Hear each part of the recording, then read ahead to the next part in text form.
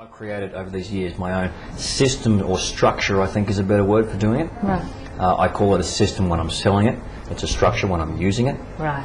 And it simply means that you can follow step 1, step 2, step 3, step 4 and not miss anything out.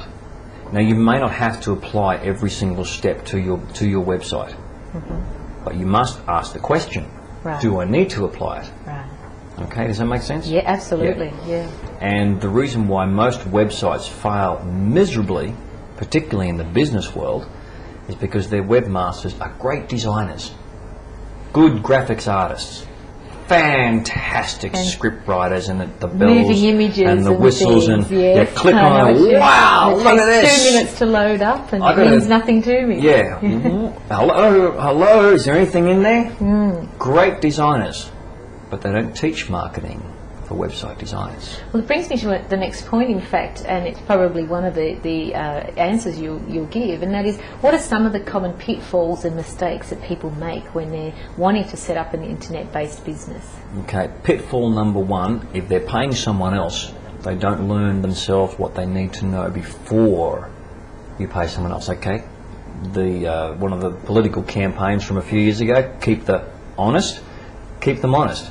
You can't keep your web designer honest if you don't know what to ask him. Okay. That's rule number 1 if you're investing your money with somebody else. So you want to get, at the very least, a little bit of insight. Would you Don't buy make the mistake of... Yeah. Would you buy a car if you didn't know a little bit? I mean, people do, of course, but if you didn't know a little bit of how to negotiate the price? I see. Okay. Now, the guy on the other end of the car yard is there to make profit. No question about it. Nothing wrong with that. But at the expense of the customer is not a good idea. Right. I believe it should work both ways.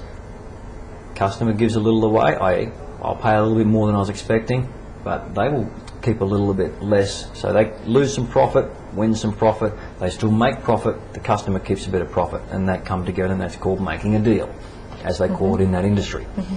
It's the same if you're going to be doing a website. You've got to know the basics before you employ someone to do it. Option 1. Option 2, do it yourself. 2 choices: learn the right way or learn the wrong way. Most people do what? Take a guess. They learn the wrong way. Absolutely. You can stay. It's the way that it works, because people don't teach the right way. Okay. Okay? How does that come about? They go to webmasters who've got no clue about how to do it, because it's the design is only one of a number of different pieces of the puzzle. You have to be able to bring all of the pieces together. That's so accurate, Paul, and I think a lot of people get overwhelmed, and it is like a jigsaw puzzle. It is. It is. I'm talking to people here, even at the summit.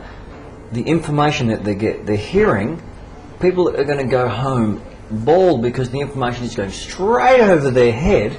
They love it. They know it's good. How do they make it work for them? There are 29 pieces to this puzzle. But what's the picture look like when it's finished? You can't make a jigsaw puzzle unless you have the picture. Or unless you're incredibly intelligent, one of the two, in which case you don't spend your time making jigsaw puzzles.